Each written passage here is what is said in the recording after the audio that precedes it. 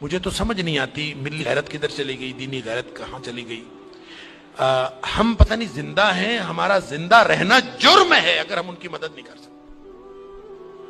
ایسی کوئی بے حس اور بے غیرت قوم بھی کبھی ہوئی ہوگی؟ ہم نے تاریخ میں بے غیرتی کی بڑی داستانیں سنی ہیں۔ اللہ تعالیٰ قرآن میں فرماتا ہے وَمَا لَكُمْ لَا تُقَاتِلُونَ فِي سَبِيلِ اللَّهِ، اب تمہیں کیا موت پڑ گئی ہے، اب کیوں نہیں لڑتے تم اللہ کے راستے میں؟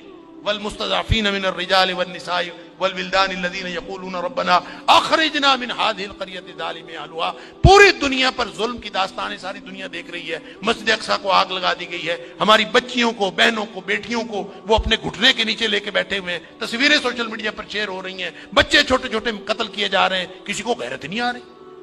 مجھے تو یوں لگتا ہے یہ ہماری نمازیں، ہمارے سجدے کیسے قبول ہوں گے؟ ہم جو مجرم ہیں جو آرام سے بیٹھے رہیں، کیا کریں؟ بے بسی کی انتہا ہے۔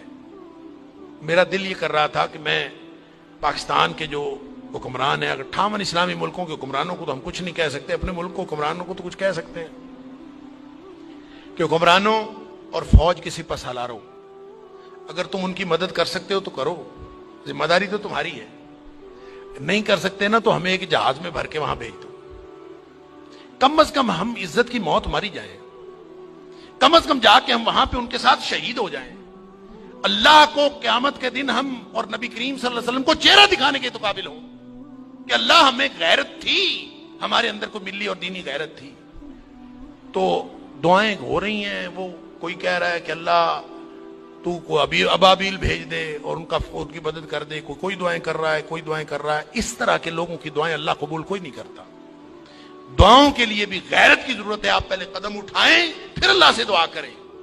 وہ بیچارے ساری ساری رات وہ لڑتے ہیں ان کے سامنے، دعا تو ان کی ہے، اور اللہ نے یہ آزمائش میں سمجھتا ہوں ان کی نہیں ہے، وہ تو جنتی ہیں، وہ تو انشاءاللہ بخشے ہوئے ہیں۔ آزمائش یہ باقی ساری دنیا کی ہے، ہم ان کی وجہ سے مجرم بن رہے ہیں، اللہ تعالیٰ معاف فرمائے۔ تو یہ جب قاری صاحب پڑھ رہے تھے تو مجھے خیال آ رہا تھا کہ اللہ ان بیچاروں کے پاس طاقت نہیں ہے، وہ پتھر اکٹھے کر کے بیٹھے ہیں، توپوں بندوقوں کا مقابلہ پتھروں سے کیسے ہوگا؟ یا اللہ تو ابابیل بھیج دے، اور تو جس نے ابرہہ کو اور اس کے لشکر کو تباہ و برباد کر دیا تھا، اللہ اس دور جدید کے ابرہہ کو جو ہماری مسجد اقصیٰ کو تباہ کرنے کے لیے آیا ہے، اور پوری ملت اسلامیہ دہشت گرد پھر مسلمانوں کو کہا جا، بدبخت پوری دنیا میں بدترین دہشت گردی کرتے ہیں، اور پھر بات کرتے ہیں مسلمانوں کی دہشت گردی کرتے ہیں۔ میں تو سمجھتا ہوں پورے 58 اسلامی ملکوں کو اعلان جنگ کر دینا چاہیے، لڑتے لڑتے مر جانا چاہیے، اس زندگی سے وہ موت بہتر ہے۔ ہم نے کیا کیا ہوا ہے؟ کیسی زندگی، کیسا دین، کیا کلمہ پڑھا ہوا ہے ہم نے، کیسی قرآن کی باتیں، کیا قرآن کے دروس۔ ہم یہاں سکون سے بیٹھے ہیں، پنکھے چل رہے ہیں، موج میں اللہ پانی پینے کو مل رہا ہے، نماز آرام سے پڑھ رہے ہیں، سجدے آرام سے کر رہے ہیں، وہاں ہماری بہنیں بیٹیاں لٹ رہی ہیں۔ کہاں گئی غیرت ہماری؟ انا للہ و انا الیہ راجعون۔ مجھے تو یوں لگتا ہے کہ شاید یہ ہمارے آرام سکون سے کیے ہوئے سجدے بھی کہیں جرم نہ بن جائیں۔